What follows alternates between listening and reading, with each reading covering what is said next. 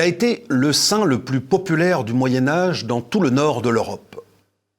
Son culte est attesté en Norvège, en Suède et au Danemark, mais aussi dans la cité russe de Novgorod, dès la fin du XIe siècle, en Islande ou dans les îles britanniques où il était célébré dans plusieurs textes liturgiques à partir de la même époque.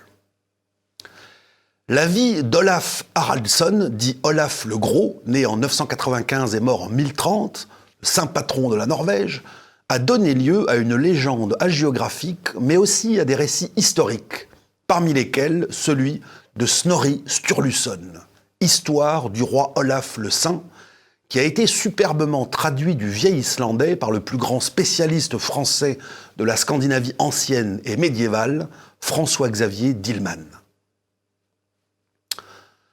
Snorri Sturluson, né en 1179 et mort en 1241, est l'auteur de l'Edda, le recueil de mythologie nordique le plus complet parvenu jusqu'à nous, également traduit par le professeur Dillmann.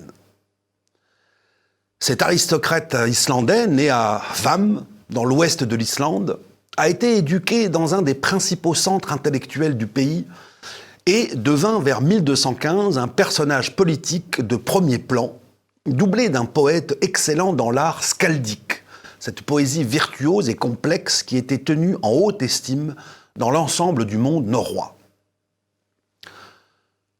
En 1918, il fut invité à la cour de Norvège où il passa 2 ans. Il en profita pour sillonner le pays et s'instruire plus avant sur son histoire.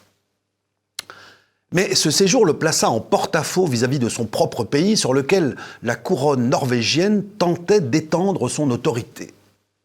À son retour en Islande, Snorri Sturluson fut entraîné dans un tourbillon d'intrigues et finit assassiné par les sbires du roi de Norvège la nuit du 23 septembre 1241. Paradoxe tragique, c'est le plus éminent historien de la royauté norvégienne que fit assassiner le roi de Norvège. En plus de l'Edda, Snorri Sturluson avait en effet rédigé dans les années 1230 une formidable histoire des rois de Norvège, depuis les origines mythiques de la dynastie jusqu'à la bataille de Ré en 1177. Intitulé Heimskringla, l'orbe du monde, cet imposant recueil de sagas repose sur une vaste érudition. L'auteur a étudié des manuscrits relatifs à l'histoire des pays nordiques, dont certains ont disparu, ainsi que des vitae à visée hagiographique et des sagas en langue vernaculaire consacrées aux grands vikings des temps anciens.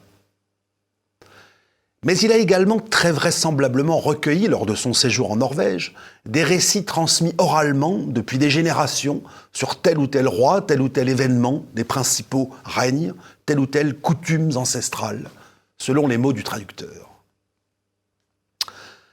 Cette histoire des rois de Norvège se divise en 3 parties.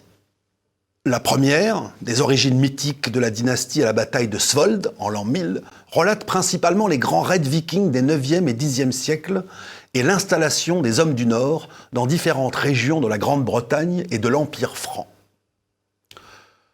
Notons à ce propos que ce terme de viking, parfois affublé d'une connotation ethnique qu'il n'a pas, désigne les pirates scandinaves, norvégiens, suédois et danois, qui, entre les 9e et 11e siècles, organisèrent des expéditions navales pour aller ravager les pays européens et faire du butin.